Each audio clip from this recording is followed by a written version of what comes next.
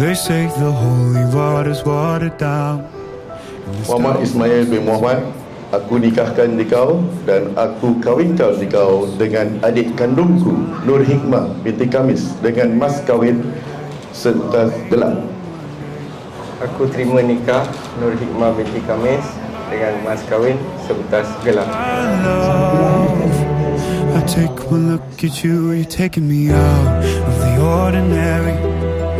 I want you laying me down till we're dead and buried on the edge of your knife, staying drunk on your vibe.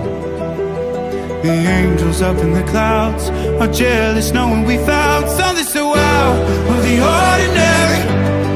You got me kissing the ground of a sanctuary, trying to be with you.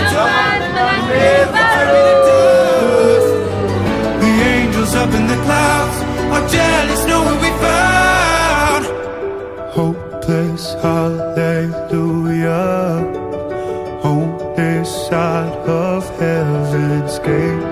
Oh, my life, how do ya breathe and take my breath away? At your altar I will pray, you're the sculptor and the clay. Oh my, you're taking me out of the ordinary. I want you laying me down till we're dead and buried on the edge of your knife, staying drunk on your vibe.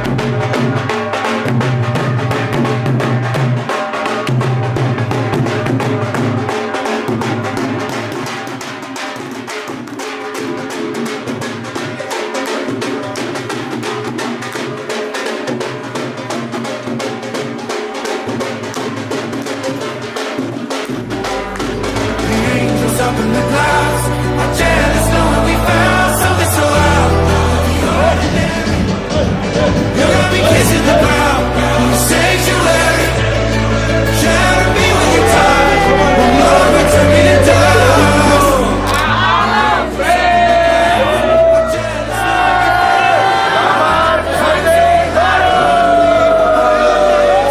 Assalamualaikum.